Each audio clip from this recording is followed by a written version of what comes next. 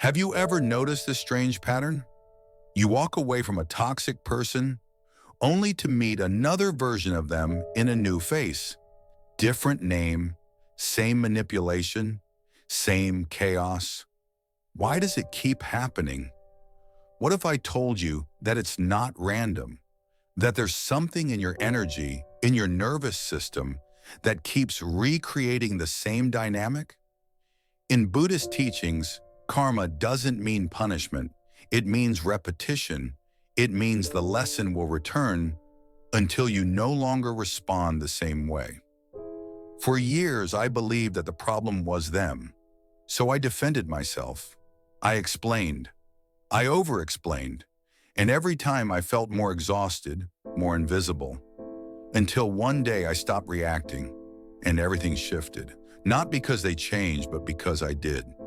This video is not about how to fight back, block, or walk away louder. It's about becoming someone who no longer vibrates at the same frequency as the chaos. If this already feels like your story, stay with me. This might be the shift your soul has been craving. Karma enters through reaction. Ever wondered why the same type of hurt keeps knocking at your door, even after you've locked it? Some wounds wear different faces, but sing the same song. The cycle continues not because you haven't escaped it, but because something inside you still responds. True liberation begins not in cutting others off, but in understanding the part of you that still clings. I used to believe that once I ended a toxic relationship, the problem would be gone, but somehow the same kind of person would find me again. Different voice, different name, same undertone of control, guilt, confusion. I thought I was cursed, but then I saw it. I was not attracting people. I was attracting familiar patterns, and those patterns had roots in how I reacted, how much energy I gave away without noticing. The Buddha often spoke of clinging, not just to possessions or outcomes, but to identity, to needing to be seen a certain way, to needing justice, to needing the last word. And that's where karma quietly enters, not through what others do to us, but through the sticky threads of our reactions. When someone speaks with cruelty and your heart rushes to defend, when you feel pulled to over-explain, to prove you're not what they say you are, that pull is the karma. It's the part of you still entangled in the illusion of control. In the Zen path, true freedom begins when you stop feeding the fire, and that fire is not them. It's what burns inside you each time you choose to react. The more often we respond to drama, the easier it becomes to do so. The body starts anticipating it. A raised voice, a certain look, a well-placed silence. Suddenly your pulse rises, your breath shortens, your thoughts spin. It's as if your whole system remembers an old script and jumps to play its part. What you may not realize is that every time you enter that emotional loop, you reinforce it like a river deepening its groove. Eventually, it takes less and less to push you off balance. And strangely, it becomes familiar, almost addictive. Many people find themselves drawn again and again into arguments, explanations, emotional negotiations, not because they want to suffer, but because the discomfort of silence, of doing nothing, feels unbearable. But silence is where the pattern breaks. There's something that happens when you no longer respond from the same emotional place. The hooks can't hold. When the current within you shifts, what used to pull you in no longer has weight, like a storm trying to toss a stone that's deeply rooted. It's not about avoiding people, it's about becoming unavailable for their chaos. That availability isn't in your calendar or your words. It's in the field of your energy, in the space between stimulus and response. And when you stop answering every knock, those knocks grow quieter. They search for new doors. I remember once meeting someone who had that familiar energy, charming, disarming, but underneath, unsettling. In the past, I would have leaned in, tried to understand, tried to fix. But this time, something was different. I paused. I didn't share as much. I let silence do the work. Within a few days, the person lost interest. No confrontation, no drama, just absence. It was one of the most peaceful endings I've ever known. You don't have to prove your worth by responding. You don't need to win an unwinnable game. Sometimes the most powerful act of self-respect is to stop playing. When someone triggers you this week, breathe. Not to calm yourself down, but to listen to the part of you that usually rushes in. And this time, don't follow it. As you begin to notice how reactivity keeps old karma alive, the next question arises. How do I stay steady when the world tries to shake me? Let's go deeper into the heart of Zen, the unmoving mind. 2. The Zen mind that doesn't move. Imagine a mountain, strong, still, silent. The wind howls, storms rage, lightning dances across his face. But the mountain does not move. It watches, it holds, it endures, not by fighting, but by simply being. Now imagine yourself as that mountain in the middle of someone else's storm. There was a time in my life when I would lose myself in every storm around me.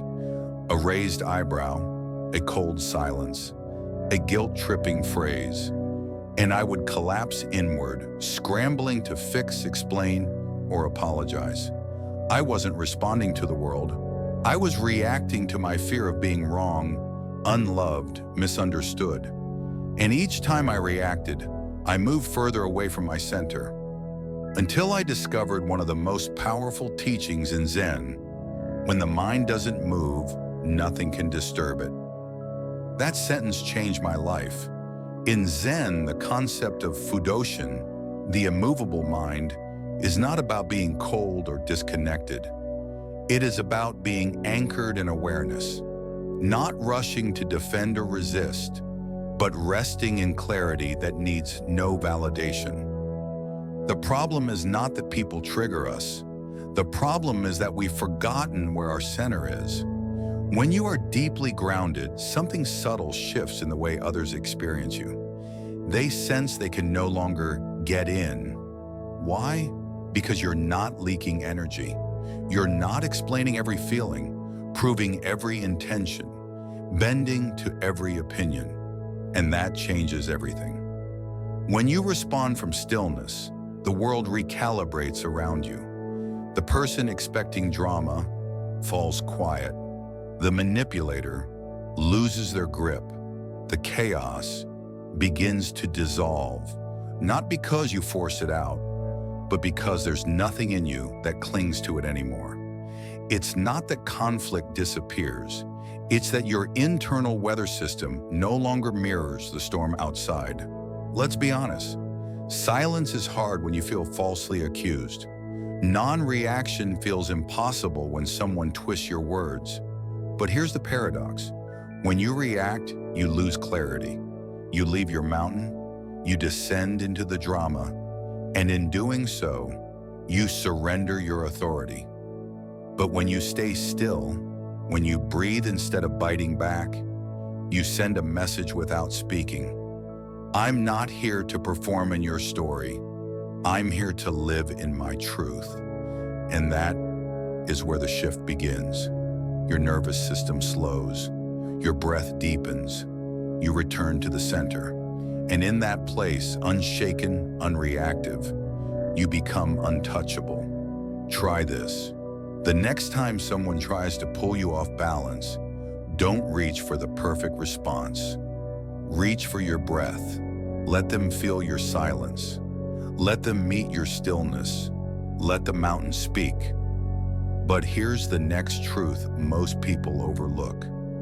Even after you stop reacting on the outside, your attention may still be orbiting around them on the inside. You may still find yourself replaying their words, analyzing their silence, wondering what they meant, what you could have done differently. The body is calm, but the mind is still chasing shadows. So now we take the next step. We stop asking, why are they like that? And begin asking with radical gentleness, why does this still hold my attention? Let's go deeper into the quiet power of turning your gaze inward. 3. The eyes that turn inward see the most. How much time have you spent wondering, why did they treat me like that? What are they thinking now? Did I say something wrong? These questions seem harmless, even rational, but underneath them lies a hidden trap. Every time you try to decode someone else, you drift further from your center. An old Zen saying is, to chase shadows is to abandon your own feet. The moment you direct all your attention outward toward trying to understand, fix, or decode others, you lose contact with your root. The mind begins spinning stories, assumptions, narratives, and none of them truly bring peace, because peace isn't found in knowing why they are the way they are. Peace is found in asking, who am I becoming? I used to obsess over other people's behavior, their tone, their timing, their silence.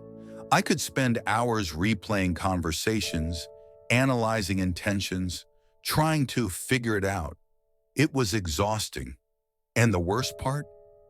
Even when I understood them, nothing changed. But something did shift when I asked a quieter question.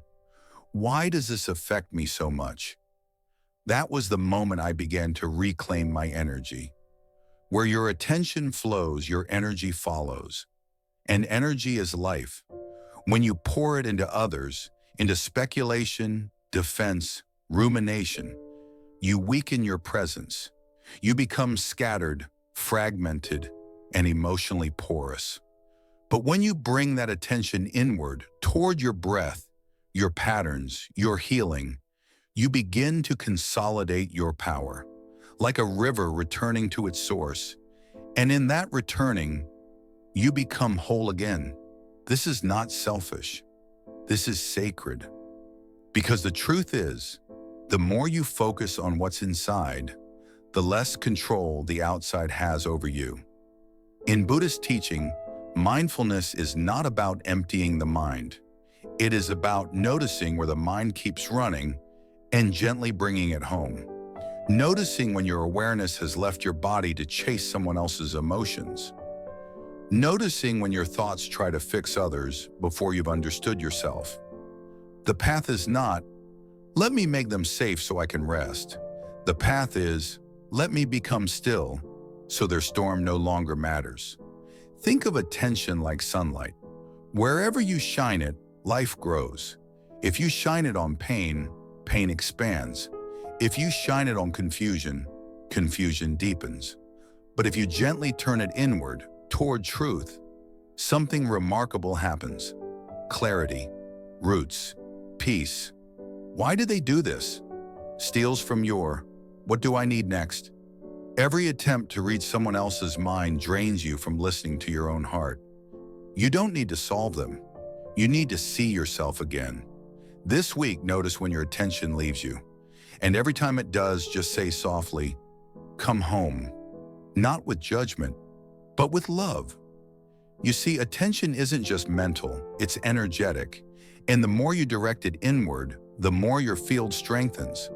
So what happens when your internal world becomes so stable, so coherent, that it starts changing what you attract entirely? Let's now explore that transformation from the inside out. 4. You stop attracting what you stop feeding. What if the chaos you keep encountering is just echoing the parts of you still resonating with it? The drama didn't choose you randomly. It was drawn to something inside you, an old wound, a forgotten belief, a quiet desperation to be understood. But here's the turning point. When you stop feeding that pattern with your energy, it stops finding you. Karma dissolves not when you cut someone off, but when you no longer carry the same vibration that invited them in. There was a phase in my life where I felt like I was doing all the right things, setting boundaries, avoiding toxic people, staying polite, but somehow I still felt drained. Still found myself in conversations that left me empty. Still met people who seemed to read my insecurities like a map. And then I realized it wasn't about what I said or didn't say. It was about what I was still available for. Deep down, in the Dharma, we are taught that karma arises from craving, a subtle grasping for validation, control, or emotional closure. It's not always loud. Sometimes it whispers, I just want them to see my worth. I just want peace between us. I just want to be treated with respect. But even that gentle wanting, when tangled with neediness, creates energetic openings. Zen reminds us, when the pond is still, even the wind can't disturb it. But when there are ripples within you, the world will find a way to stir them. The truth is, your inner field is always transmitting, not through your words, but through your nervous system, your presence, your subtle availability. And people, especially those who seek control, sense it. They know who still feels responsible for others' emotions. They know who will answer for the guilt. They know who can be pulled back in. But something shifts the moment you begin protecting your inner space like sacred ground. You no longer feel guilty for your silence. You no longer flinch at disapproval. You stop responding to the bait. And when there's no energy flowing toward the pattern, it begins to fade. Many people think healing is about adding more boundaries, more affirmations, more tools. But real healing often begins with subtraction, with removing the hooks that once kept you emotionally reactive. The invitation is not to fight the old pattern. It's to stop feeding it, to stop replaying it in your mind, to stop building an identity around being the one who was hurt. Because the moment you stop nourishing the old story, a new version of you quietly begins to grow. I once had a connection that drained me for years. No matter how many boundaries I set, they always found a way in, through guilt, through charm, through crisis.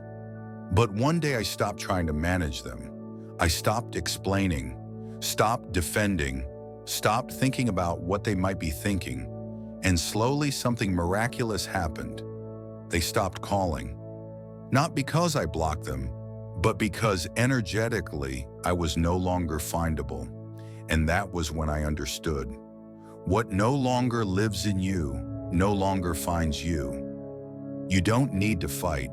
You don't need to announce your growth. Just stop feeding what you've outgrown. Starve the story, withdraw the attention, and watch what used to control you disappear without a sound. Today, take a breath and ask yourself, what pain am I still feeding with my focus? Then gently, stop. And when you stop feeding what drains you, you begin to attract what strengthens you. Because now your field is no longer scattered. It's steady. And that steadiness draws in a different world entirely. Let's explore how your energy field becomes your greatest filter of truth. 5. If it costs your peace, it's too expensive. What if the real cost of staying in certain conversations was your clarity, your sleep, your health? There comes a moment when you stop asking, is this person good or bad? And instead ask, does this protect my peace or destroy it? Because in the end, peace isn't passive, it's earned. And sometimes the most compassionate thing you can do is walk away before you start shrinking. I remember a time when I was always tired, not just physically, but spiritually. No matter how well I ate, how much I slept, how hard I worked on myself, I felt drained. But it wasn't my body that was exhausted. It was my boundaries that were worn thin. I was leaking energy through every "it's okay," every "I'll let it go." Every time I kept a conversation going that should have ended 5 minutes in. And then I realized I wasn't choosing peace. I was choosing not to be abandoned, and it was costing me everything. The Buddha taught that true compassion includes oneself. You cannot pour endlessly from a cracked vessel. To say yes when your body screams no. To stay in places that make your spirit shrink. To remain silent when your truth is loud. These are small acts of self-abandonment that accumulate like drops in a leaking roof, until one day, it floods everything. In Zen, peace is not the absence of challenge. It is the presence of alignment. And anything, no matter how familiar, how loyal, how loving it once was, if it disrupts your inner alignment, it is no longer the path.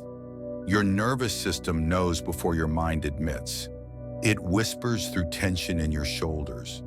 It murmurs in the tightness of your breath, the lump in your throat, the way you replay that conversation 100 times before bed. You may think you're just overthinking, but what you're doing is ignoring what you already know. When something costs your peace, your body registers it first. It tightens, it closes, and yet we override it out of politeness, guilt, or fear of being seen as too sensitive. But over time, this override becomes a pattern, and that pattern becomes a lifestyle of self-betrayal. I once sat across from someone who used to drain me. They weren't yelling, they weren't criticizing, they were simply speaking, but every word felt like a slow unraveling of my breath. I smiled, I nodded, I listened, but inside I was shrinking. And then something shifted. In the middle of the sentence, I stood up. Softly, I said, "I think I need to go." No drama, no anger, just the truth. And when I walked away, I didn't feel rude. I felt returned to myself. The body doesn't lie. The heart always knows, but it's the mind that argues. Maybe I'm being unfair. Maybe it'll be different this time. Maybe if I just try harder. But peace is not found in mental negotiation. Peace is found in honoring the moment your body says, "This is too much." You don't owe anyone your presence, especially if being present with them means being absent from yourself. Your time is a currency, your attention is sacred, and your peace is the wealth you carry in your nervous system. Spend it wisely. Today, ask yourself one simple question: what am I still tolerating that is quietly costing me everything? And take one step, just one, toward letting it go. Because when you begin choosing peace, not once, but daily, you stop living reactively and start living in alignment. And alignment doesn't just change what you feel, it changes what life brings to your door. Let's bring everything together now, into one simple truth. You don't need to fight for peace. You just need to stop entertaining what disturbs it. Let's take one final breath together. Throughout this journey, you've touched the deeper roots of transformation. You've seen how reactivity feeds karma, how silence, stillness, and inward attention begin to dissolve the old cycles. You've felt how peace is not something found outside. It's something reclaimed inside, moment by moment. And you now know, the moment you stop feeding what drains you, you stop attracting it. This is not theory, it's a path, walked slowly, breath by breath. So let me invite you, don't rush to fix everything. Just choose one place, one relationship, one thought, one reaction, and soften your grip. Withdraw your energy with compassion. Watch what fades away and what finally begins to grow. If this video brought clarity or comfort, please share it with someone who needs it. Leave a comment below. I choose peace, not as a reaction, but as a way of being. And remember, you are not broken. You are breaking free. Subscribe for more teachings that bring you back to yourself. This is your path. Walk it gently. Walk it bravely.